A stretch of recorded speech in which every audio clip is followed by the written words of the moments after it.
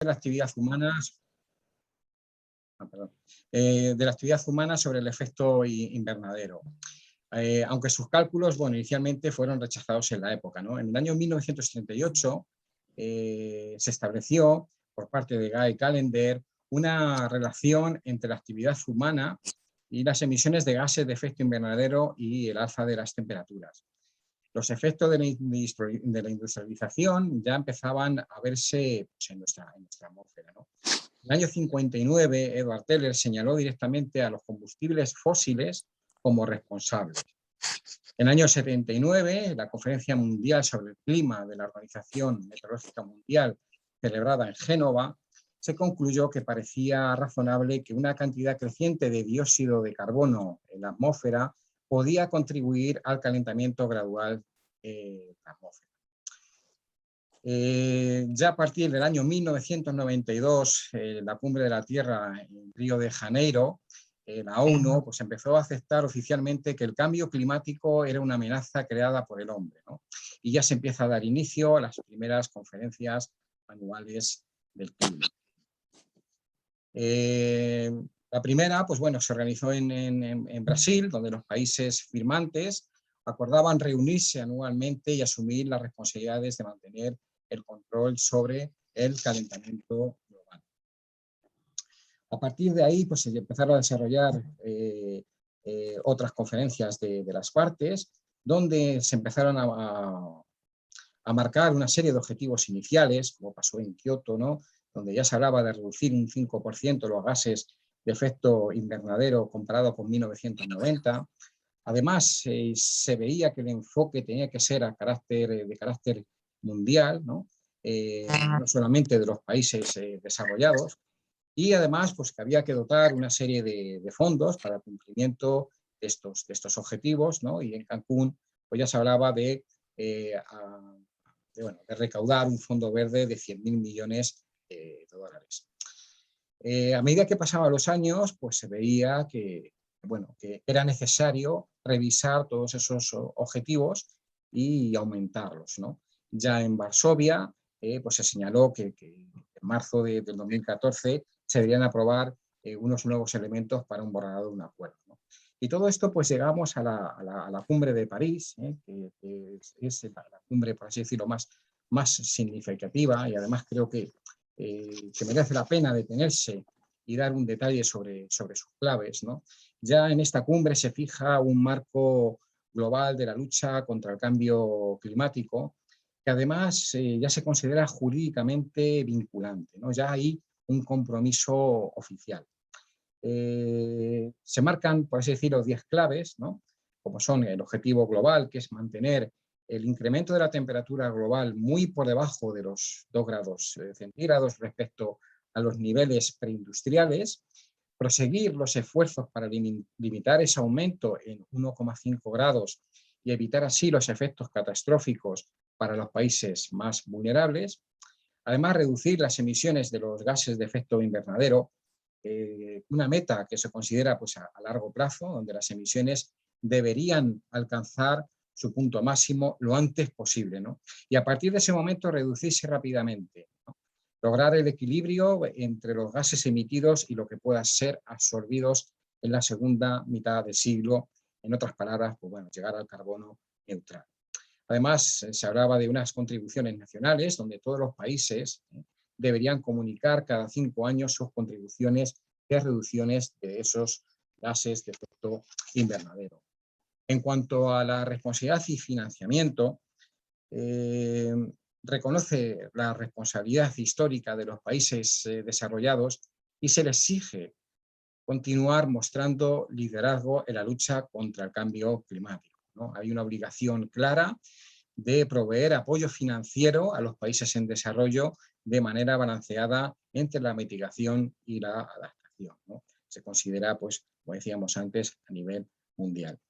La adaptación, bueno, por primera vez incluye una meta global cualitativa en adaptación que consiste en aumentar la capacidad de adaptarse, fortalecer la resiliencia y reducir la vulnerabilidad al cambio climático. En cuanto a las pérdidas y daños, los efectos del cambio climático, a los cuales un país ya no se puede adaptar, con las tormentas extremas o la subida del nivel del mar, queda finalmente como un elemento independiente en dicho acuerdo. Bien. En cuanto a los mecanismos repotenciados, se legitima el mecanismo de desarrollo y transferencia de la tecnología y el rol de los bosques de la lucha del cambio climático. En cuanto al balance global y de transparencia, establece un mecanismo de balance del avance colectivo en el cumplimiento de los objetivos de dicho acuerdo. Se realizará por primera vez en el año 2023 y luego pues, cada 5 años.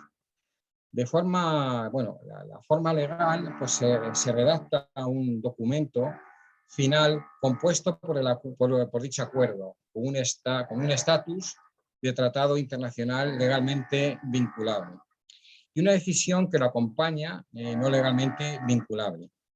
En cuanto a la aplicación, fue adaptada por 196 partes, 196 países y entró en vigor en noviembre del año 2016. Bueno, se empezaban pues, a marcar también una serie de objetivos adoptados en Europa que han ido evolucionando a lo largo de los años. En el primer paquete, en el año 2008, pues se hacen unas medidas, se fija una medida sobre el clima y la energía, en este caso hablando de la Unión Europea, que trataba de reducir el 20% de los gases de efecto invernadero, aumentar un 20% las energías renovables y mejorar un 20% la eficiencia energética. La hoja de ruta del 2050, la reducción, se marcó reducir un 80% los gases de efecto invernadero con respecto a 1990, en el año 2013, y en el año 2014, bueno, pues se marcó una actuación en materia de clima y energía hasta el año 2030 con un conjunto aún más ambicioso de objetivos para el periodo 2021-2030, ¿no? En el año 2018 se hace una revisión al alza de los objetivos de energías renovables y eficiencia energética, donde bueno, pues, se promueve el 40% de la reducción de los gases de efecto invernadero y la mejora en cuanto a la eficiencia de un 32,5%. En el año 2019 seguimos avanzando con esos objetivos, aún tratando de mejorar los mismos, ¿no? Y ya aparece pues, el Pacto Verde Europeo, el Plan Green Deal, donde ya hablamos de reducir un 50 o un 55% los gases del efecto invernadero en el año 2030 con respecto a 1990 y llegar al año 2050 pues, a la neutralidad, al 100% de dicha reducción. Además, se fija en este Pacto Verde un plan para reflejar un nuevo nivel de ambición climática, ¿no? Y entre lo que podemos destacar pues, es descarbonizar el sector del gas y fomentar la integración inteligente en todos los sectores. En cuanto a los objetivos adoptados por España, van más o menos a la sintonía. En el 1997 hubo un compromiso en el cumplimiento del protocolo de Kioto, ¿no? Donde la media de emisiones netas de gases de efecto invernadero entre el año 2008 y 2012 no superaría ese 15% del nivel de emisiones del año base. En el año 2008 lo que trataba es de reducir un 21% el régimen de comercio de derechos de emisión de los gases de efecto invernadero, ¿no? De la Unión Europea, y un 10% en el sector difuso, donde entra pues, el sector residencial, transporte comercial, agrícola, ganadero y gases fluorados, entre otros, ¿no? En este caso en España con respecto al año 2005. Ya en el año 2014 el objetivo que le tocaba a España con respecto al compromiso europeo era más ambicioso, ¿no? Ya era reducir un 26% los gases de efecto invernadero en el año 2030 con respecto al año 2005, aumentar el consumo final de energía renovable y mejorar, en este caso de un 32,5%, y mejorar la eficiencia energética en un 39,5%. En cuanto a la emisión de los gases de efecto invernadero, bueno, pues la descarbonización, como vemos en este caso, este es un esquema del caso español, ¿no? Las emisiones por sector económico y combustible en el año 2015, podemos ver que bueno, la descarbonización del transporte y de las emisiones de origen no energético pues son fundamentales para lograr los objetivos establecidos, ¿no? Ahí marco pues, el caso del sector residencial, ¿no? Fijaros qué relevancia tiene con respecto al resto, donde el 3% suman un total de un 5%, el 3% proviene de los productos petrolíferos y el 2% del gas natural. ¿Son pocas las emisiones del sector residencial? Sí, comparando con el otro, ¿no?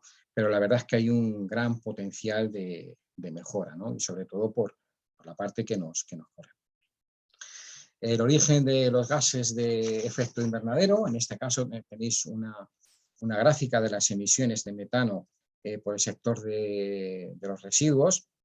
Bueno, en el año 2019 el dato son 487 kilotoneladas de emisiones. Bueno, pues se analizó por parte del Ministerio que por cada billón de metros cúbicos de biometano recuperado en la biodegradación de la materia orgánica e inyectado a la red, se evitaría la emisión a la atmósfera de unas 20 megatoneladas de CO2 equivalente. Es decir, es el 30% del objetivo de reducción del sector difuso que habíamos comentado anteriormente. Con el fin de mejorar la administración, pues trata de acoplar y darnos unas medidas para impulsar, en este caso, pues, los gases renovables, ¿no? Se generó pues, un grupo de trabajo multidisciplinar para el impulso del biometano. Además, en el borrador del Plan Nacional Integrado de Energía y Clima, se hablaban de la medida 1.7, hablaba de los biocombustibles como apoyo al biometano consumido mediante las garantías de origen renovable, y la medida 1.8, la promoción de los gases renovables, ¿no? Además, en el proyecto de ley de cambio climático y transición energética ya se fomentaba y se marcaban unos objetivos de los gases renovables, donde decía que los objetivos anuales de penetración de los gases renovables en la venta o consumo de gas natural indicado los tipos de producto con que se deberá cumplir la obligación y los sujetos obligados, ¿no? Bueno, el año pasado, además ya están en marcha, pues ya se propusieron a consulta pública las rutas del biogás y la ruta del hidrógeno. Se marcaron pues, a consulta pública, donde además con AIS pues, pudimos participar en ellas. Bueno, luego se abrieron otras medidas también en cuanto al tema de la movilidad para los biocombustibles avanzados. Bueno, pues en cuanto a nuestro sector, la calefacción, las medidas de la administración para el impulso de la eficiencia energética, pues bueno, hubo pues una actualización del reglamento de las instalaciones térmicas de los edificios, ¿no? Para mejorar su eficiencia energética. Era necesario incorporar los requisitos derivados de los textos de publicación de diferentes textos legislativos europeos, ¿no? Entre los que se encuentra la Directiva 2008/844 referente a eficiencia energética, y también con respecto a la Directiva del aprovechamiento de los gases, de las energías renovables. Bueno, en cuanto a la adaptación del reglamento de las instalaciones térmicas, esta pues, iba a contribuir a alcanzar el objetivo de mejora de la eficiencia energética a través de la reducción del consumo de energía primaria en un 39,5% para el año 2030, ¿no? Alineado pues, con los compromisos europeos que vimos anteriormente. el RITE ya nos obliga a justificar la instalación de sistemas térmicos convencionales en lugar de otros más eficientes y sostenibles. La nueva norma pues, obliga a que los edificios con grandes consumos den el primer paso para convertirse en edificios inteligentes que contribuyan a la reducción de emisiones de gases de efecto invernadero. Participaron en su actualización el Ministerio de Transición Ecológica y de Reto Demográfico y el Ministerio de Transportes, Movilidad y Agencia Urbana. Estos dos ministerios fueron los que participaron. En cuanto a la actualización del RITE, que fija las exigencias de eficiencia energética y de seguridad que deben de cumplir las instalaciones térmicas en los edificios, contribuye a alcanzar los objetivos climáticos establecidos en el Plan Nacional Integrado de Energía y Clima para el año 2021-2030, en concreto con el objetivo de mejorar la eficiencia energética a través de la reducción del consumo de energía primaria en un 39,5% para el año 2030. Asimismo, el RITE mantiene pues, el enfoque basado en las prestaciones y objetivos de las instalaciones térmicas de los edificios.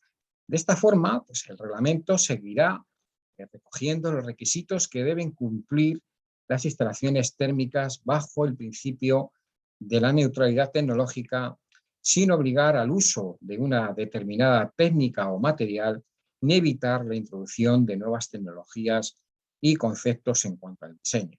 Bueno, en cuanto a esto, pues se nos ocurren varios ejemplos, ¿no? Por ejemplo, la incorporación de las calderas que incorporan hidrógeno como un combustible añadido o como el combustible principal. O bueno, o también la utilización de calderas de gas, donde se puede aprovechar ese gas renovable, el biogás, tanto en calderas existentes o bien en nuevas a instalar, ¿vale? Además, el RITE se adapta al contenido de la Directiva Europea 2018-2021 relativa al fomento del uso de la energía procedente de fuentes renovables y residuales, muy importante, ¿no? Y ya os habla de estas dos fuentes, ya pone el enfoque el RITE en ambas, en el sector de la calefacción y en el sector de la refrigeración. Y bueno, y al de varios reglamentos europeos de diseño ecológico y etiquetado de productos relacionados con la energía. A su vez, esta modificación del Real Decreto pretende alinear el reglamento de las instalaciones térmicas en los edificios con las últimas actualizaciones de las directivas europeas relacionadas con la eficiencia energética, así como regular como marco normativo básico las exigencias de eficiencia y seguridad que deben de cumplir las instalaciones térmicas en edificios para atender la demanda de bienestar y higiene de las personas.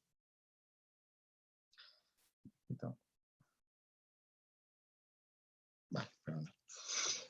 Bueno, en este sentido, el RITE transpone parcialmente las directivas comunitarias en materia de eficiencia energética, concretamente la Directiva 2018-844 y la Directiva Europea 2018-2002, e introduce varias modificaciones en la normativa para la instalación de sistemas térmicos en edificios que deberán diseñarse bajo la utilización de sistemas eficientes que permiten la recuperación energética y la utilización de las energías renovables y de las energías residuales, como son los gases renovables, por ejemplo.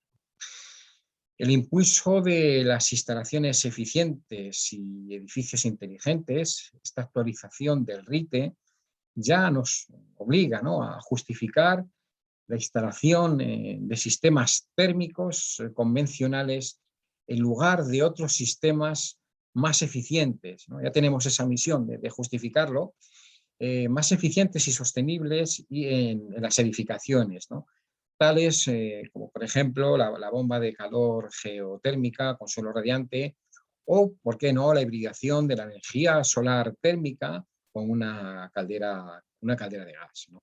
Esta justificación deberá ir siempre pues, acompañada de una comparativa entre el sistema de producción de energía elegido y otros alternativos, teniendo en cuenta aquellos sistemas que sean tres variables técnicamente, medioambientalmente y económicamente viables. Estas tres variables son muy importantes, ¿no? Lo que tenemos que tratar como instaladores, pues justificar esa viabilidad, ¿no? Tener presente siempre la parte medioambiental, pero también la parte económica, ¿no? En cuanto a la reforma de la normativa, pues impulsa la incorporación de las renovables en los edificios, en todas aquellas edificaciones sujetas a reforma, ¿vale? El técnico competente, pues en este caso, deberá proponer instalaciones alternativas de alta eficiencia energética y plantear un reemplazo de los equipos fósiles por otros renovables, teniendo en cuenta que deberá evaluarse la eficiencia energética de todas aquellas instalaciones de los edificios cuando vayan a ser tanto instaladas, sustituidas o mejoradas, ¿no? El objetivo pues, es claro y evidente, ¿no?, en relación a la ponencia de hoy, es incorporar en el sector de la calefacción los gases renovables como una medida para su impulso. Los gases renovables, aunque creo que tuvisteis además no pude estar, ¿no? El día 3 de marzo di una ponencia de Redesis también aquí. Yo he visto alguna de ellos, bueno, y por hacer un poco también eco y énfasis a lo que son los gases renovables, pues es cualquier gas que procede o sea producido a partir de las fuentes renovables, ¿eh? Dentro del sector energético, pues cabe destacar el biometano como una tecnología más desarrollada a corto plazo, pero también debe tenerse en cuenta el desarrollo tecnológico del hidrógeno renovable o del gas sintético, obtenido pues, a partir de excedentes siempre de energía renovable. Actualmente los gases renovables son objetos de desarrollo ya que suponen un impacto positivo en la sociedad y en la mejora del medio ambiente. El gas renovable, biometano, gas sintético e hidrógeno renovable se presenta pues, como un claro aliado para la consecución de los objetivos de emisiones, calidad del aire, penetración de renovables y, por supuesto, muy importante, de la economía circular. La introducción de los gases renovables en el tejido productivo contribuye a la economía circular, ayudando a la autosuficiencia de los sectores industriales que aprovechan sus desechos para generar energía para su autoconsumo. Genera mejoras económicas y ambientales en la gestión de los residuos, representa un aprovechamiento de residuos mediante la transformación en la energía y, bueno, pues también genera el digestato, ¿no?, el fertilizante orgánico pues, de origen renovable. Los gases renovables, pues a partir de su inyección a la red gasista, en este caso la española, pues son transportados y distribuidos a todos los puntos de conexión de gas natural actuales. Los gases renovables son los gases combustibles obtenidos de materias primas o de fuentes renovables, que agrupan a tres tipos de gases, como es el biometano, ¿no?, que es el biogás obtenido mediante el proceso de digestión anaeróbica, es decir, falta de oxígeno, de materiales orgánicos biodegradables, principalmente residuos orgánicos domésticos, industriales y agrícolas, lodos de depuradora y deyecciones ganaderas, así como cultivos energéticos. La ventaja de este gas es que la sustitución de combustibles más contaminantes se realiza pues, de una manera más urgente, ¿no?, e inmediata, por lo que supone una reducción sustancial de emisiones de gases de efecto invernadero, contribuyendo a cumplir los objetivos ambientales en algunos casos incluso actuando como un propio sumidero. Pues contribuye a la economía circular, como hemos dicho anteriormente, y bueno, son totalmente intercambiables con el gas natural, ¿no? Muy importante, por lo que se puede descarbonizar parte de la economía, ¿no? Entre ellos, pues, el sector de la calefacción. Sin necesidad de hacer mucha inversión, ¿no?, adicional al sistema gasista, con la introducción del gas renovable a la red ya existente de gas natural, ya la infraestructura existe, por así decirlo, con posibilidad también del uso de la misma como, también como un almacén de energía renovable. También, bueno, pues mejoraremos la seguridad del suministro y, bueno, muy importante, ¿no?, sobre todo por lo que nos toca últimamente, pues reducir su dependencia energética con respecto al exterior y con ello, pues, la factura energética de España, ¿no?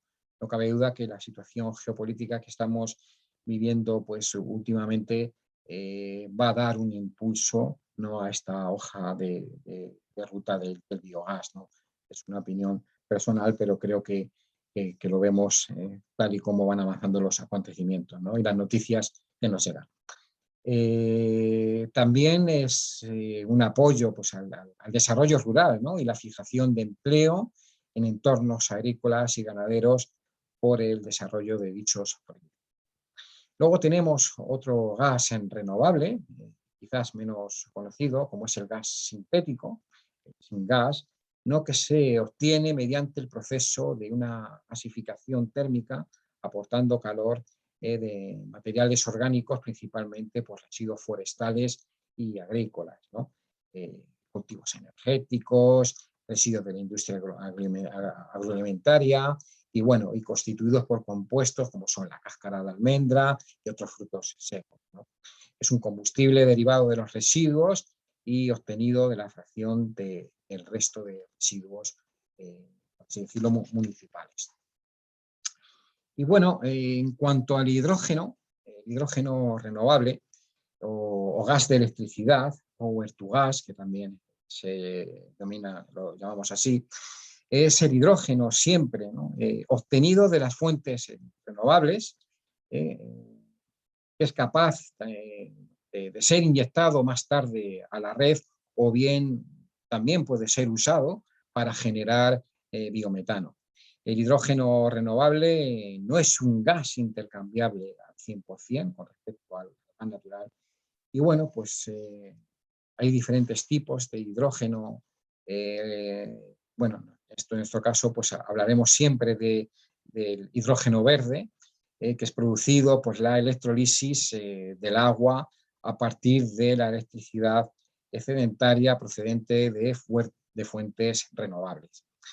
Este proceso no emite CO2 y transforma el agua en las moléculas de gases de hidrógeno y de oxígeno. Como veíamos anteriormente, pues la administración trata de impulsar estos gases, ¿no?, con la incorporación de la hoja de ruta del hidrógeno, donde, bueno, está claro que es una solución sostenible, clave para descarbonizar la economía. El hidrógeno renovable, bueno, pues es parte de la solución para lograr la neutralidad climática en el año 2050, como veíamos al principio, y desarrollar cadenas de valor industriales e innovadoras en España y en la Unión Europea como una economía verde de alto valor añadido. El hidrógeno renovable está llamado a ser un valioso vector energético para usos finales, donde sea la solución más eficiente en el proceso de su descarbonización, como en la industria intensiva, en hidrógeno y en procesos de alta temperatura, así como transporte pesado, a larga distancia, transporte marítimo, ferroviario o aviación, ¿no? Además, la cualidad del vector del hidrógeno verde pues otorga un gran potencial como instrumento para el almacenamiento energético y de la integración sectorial. Asimismo, pues dado a su alta versatilidad, como vector se ha de evaluar y priorizar el potencial del hidrógeno para almacenar energía y descarbonizar el sector del calor, ¿no? Tanto en industria como también en los hogares, ¿no? En los casos en donde la electrificación no sea la solución más competitiva, ¿no? En el largo plazo, el hidrógeno puede jugar, pues, un papel esencial para almacenar energía procedente de un sistema eléctrico 100% renovable, objeto que se prevé alcanzar, como siempre venimos diciendo, para el año 2050. En esta hoja de ruta de hidrógeno, que tiene por objeto identificar los retos y oportunidades para el pleno desarrollo del hidrógeno renovable en España, ¿no?, proporcionando, pues, una serie de medidas destinadas a impulsar la acción inversora, aprovechando, pues, el consenso europeo sobre el papel que debe desempeñar este vector energético en el contexto de la recuperación verde. En esta hoja de ruta del hidrógeno hablamos de varias fases, ¿no?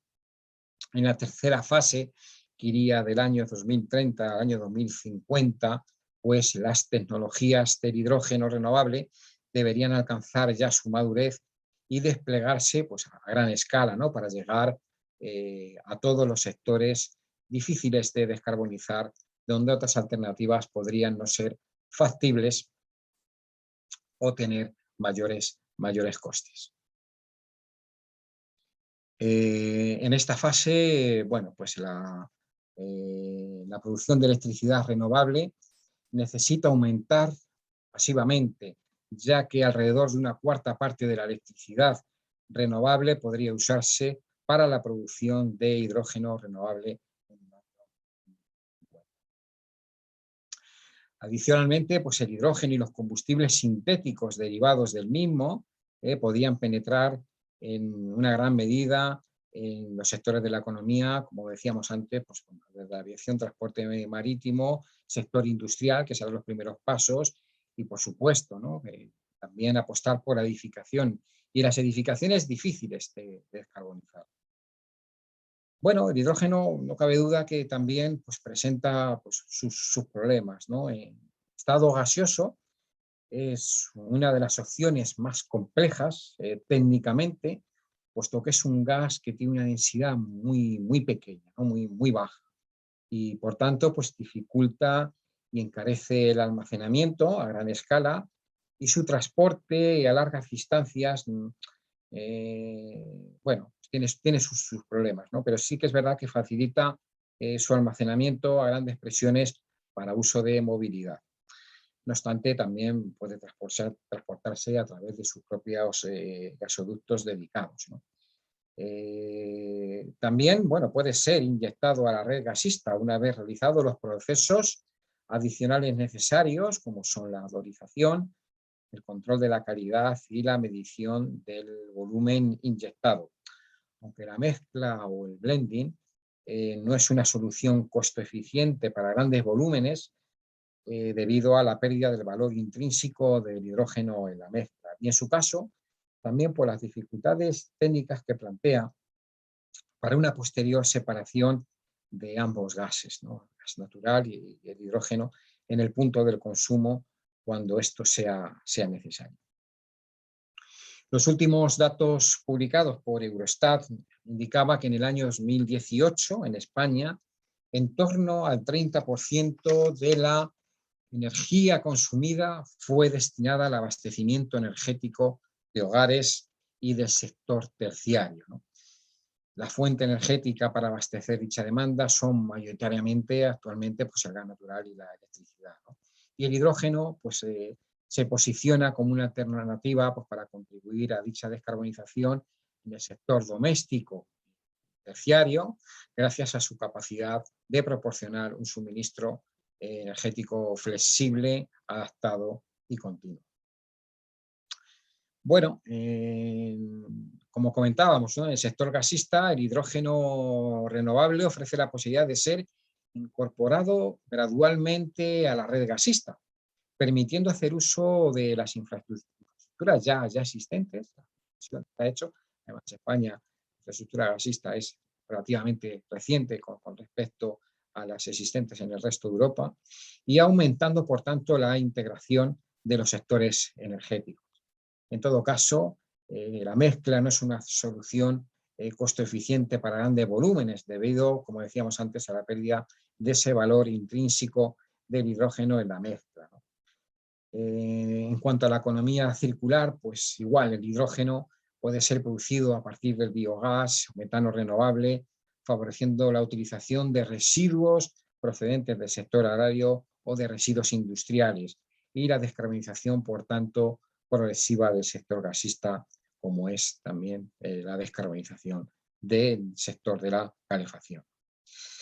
Bueno, los usos pueden ampliarse significativamente. Hoy se utiliza principalmente en refinerías, en la producción de fertilizantes, pero su uso creemos que debe de ampliarse a otros sectores, aparte del transporte, como es la climatización de edificios o la propia generación de la energía. En todo caso, la utilización generalizada del hidrógeno en la transición energética global hacia el modelo neutro en carbono afronta también algunos retos, el primero de los cuales es, bueno, su actual coste, ¿no? Aunque el informe de la Agencia Internacional de la Energía apunta a una previsible reducción de hasta un 30% para el año 2030, basada pues, en la reducción del precio de las renovables y el incremento de la producción del propio hidrógeno. Las ventajas, bueno, pues teniendo en cuenta el peso creciente de las renovables en el mix energético, pues el hidrógeno verde aparece como una alternativa más ventajosa de cara a almacenar los crecientes excedentes de electricidad. Bueno, en cuanto al hidrógeno, los comentarios del sector, de los instaladores y sobre todo, pues también haciendo la consulta a la Asociación de Fabricantes de Generadores y Emisores de Calor, a FEGETA, sobre la incorporación de los gases renovables, bueno, pues los equipos que actualmente se venden ya están preparados, su quemador, pues para funcionar con mezclas de hasta un 20% de contenido de hidrógeno.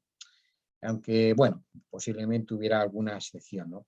Por encima ya de mezclas del 20% de hidrógeno en los generadores y emisores de calor, la red gasista, pues ya sería necesario pues, hacer un ensayo específico y hacer una transformación de gas, es decir, pues bueno, cambiar ciertas piezas del quemador, como son la tobera, el quemador y ajustar la electrónica. Este punto es importante, pues habrá equipos en los cuales sí será posible hacer esa transformación, pero en otros no. Por lo que debemos asegurarnos que se pueda hacer para que las calderas o calentadores transformados puedan funcionar con rangos de hidrógeno hasta el 100%. Para otros gases renovables, como el hidrógeno verde, está el biogás, ¿no?, que comentábamos anteriormente, que se puede inyectar ya directamente a la red, incluso en porcentajes de 100%, desde hoy mismo, sin tener que hacer ninguna adaptación ni ajustes en los equipos actuales de combustión, calderas o calentadores, siempre que el tanto por ciento de impurezas y metano del biogás esté en los márgenes marcados por la normativa española. La inyección del hidrógeno a la actual red de distribución de gas natural requiere que dicha red esté preparada, ¿no?, y que los equipos terminales que se valen de la combustión del gas para el calentamiento del agua dentro de las viviendas, pues lógicamente también lo estén. Bueno, no se puede precisar el tiempo que llevaría esto, ¿no? Pues depende pues, de la estrategia seguida para afrontar la adaptación a la red gasista actual.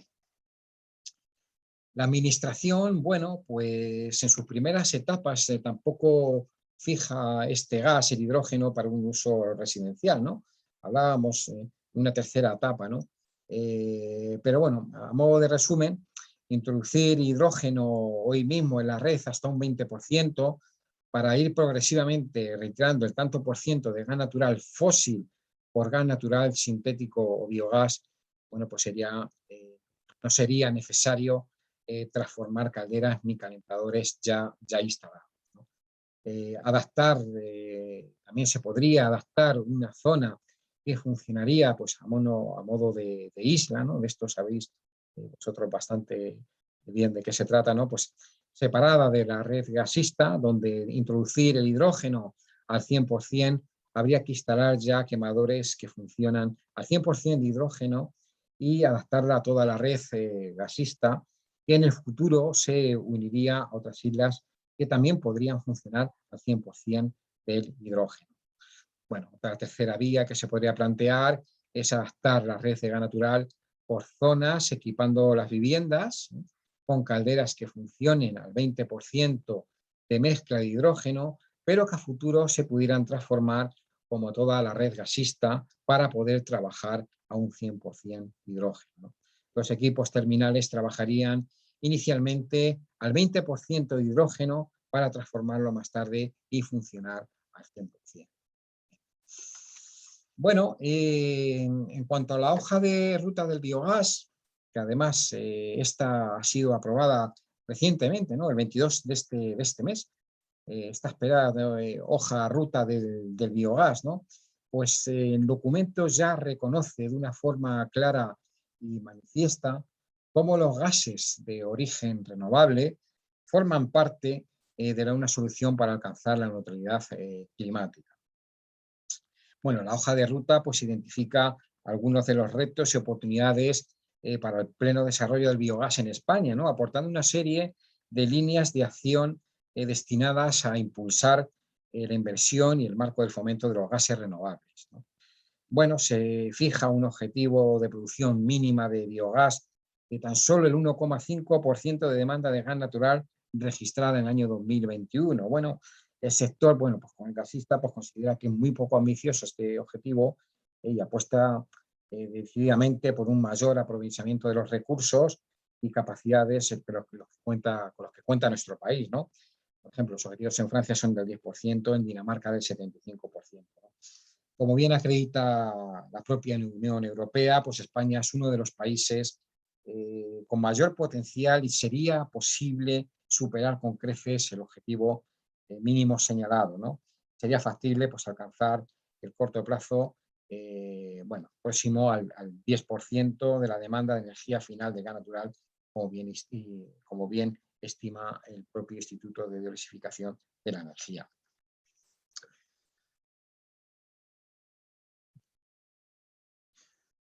Bueno, ejemplos que tenemos, ¿no? de este impulso necesario de investigación, desarrollo e innovación, ¿no? Pues tenemos, empezamos con la granja de Torre Santa María, una instalación pionera pues, en producir biometano e inyectarlo a la red de distribución de gas. Otro ejemplo de éxito en lo que la recuperación de residuos sólidos urbanos se refiere es la planta Elena, situada en Barcelona, que en junio del año 2021 se convirtió en la primera instalación en inyectar gas renovable procedente de vertedero a la red de distribución de gas.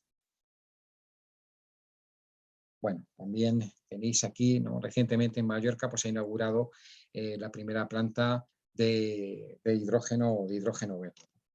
El gas renovable, pues bueno, a modo de resumen, es cualquier gas que procede o se ha producido a partir de fuentes renovables.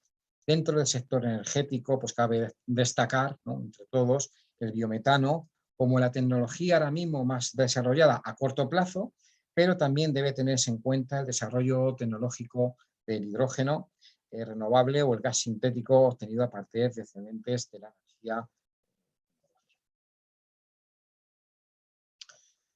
Bueno, y en cuanto a las demandas nuestras, a la demanda del sector, ¿no? Nosotros participamos en dichas hojas, ¿no? Y estamos en continuo contacto con la administración. Pero bueno, hicimos recientemente una serie de demandas y acciones con otros sectores, que nos encontramos nosotros con AIF, y bueno, hicimos llegar al gobierno de España y a las comunidades autónomas un documento en el que se pone de manifiesto el importante papel del gas renovable que desempeña pues, en la transición hacia la descarbonización, en la edificación, la rehabilitación y la eficiencia energética y así la reducción de emisiones. Para seguir avanzando en el objetivo de descarbonización las organizaciones que hicieron esta demanda, pues abogan por fomentar la renovación de los aparatos obsoletos por equipos de condensación, ¿no? Esta medida que además permitiría mejorar la seguridad y, no olvidemos, la eficiencia energética, ¿no?, de las instalaciones en un 25%, reduciendo un porcentaje aún mayor, el 35% de la emisión de CO2 a la atmósfera, ¿no? España pues, cuenta con una moderna red de distribución de gas que ya está preparada para distribuir ese gas renovable, en este caso el biometano como primera etapa, que no es precisa de realizar ninguna adaptación en las instalaciones y en los equipos consumidores, e incorporar hidrógeno en el medio plazo, por lo que el impacto sobre la descarbonización sería inmediato e innegable. Proponíamos 9 medidas con el fin de obtener 5 beneficios inmediatos, como es la reducción de las emisiones de CO2, mejorar la calidad de aire al reducir también las emisiones de óxido de nitrógeno y las partículas. También apostamos por el desarrollo rural y la fijación del empleo y convertir a los ciudadanos y a los protagonistas en la mejora medioambiental y, bueno, crear un impacto homogéneo también en todo el territorio nacional. Para llevar a cabo pues, todas estas situaciones y las citadas organizaciones, pues aludíamos a una serie de programas que facilitaran su viabilidad económica, tanto los fondos Next Generation de la Unión Europea como también los planes de recuperación, transformación y resiliencia de la economía. Plan denominado España Puede para el despliegue y la recuperación de la economía española. Todo esto pues, lo pusimos además de manifiesto en nuestro Congreso Nacional, celebrado el año pasado en Burgos, y la verdad es que, bueno, el análisis que se hizo pues, fue una de las jornadas que más impacto tuvo en dicho Congreso. Bueno, por mi parte, poco más, ¿no? A modo de resumen, pues el gas renovable pues, se presenta como un claro aliado para la consecución de los objetivos de emisiones, calidad del aire, penetración y de renovables en la economía circular y, por tanto, pues en el sector de la calefacción. Bueno, por mi parte, pues bueno, creemos que es muy importante impulsar y participar para que esto sea una realidad. Y bueno, como manchego que soy, por citar unas palabras de nuestro querido Cervantes, ¿no? Que decía que por la calle del ya voy, se va a la casa del nunca, ¿no? Tendremos que ser proactivos y nuestra misión, como decía al principio de la ponencia, pues es crear esa cultura a nuestros clientes finales, a nuestros usuarios, ¿no?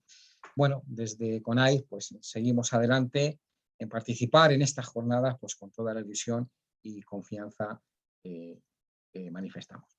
Por mi parte nada más, muchísimas gracias. Bueno, no sé si alguien tiene alguna duda, que lo...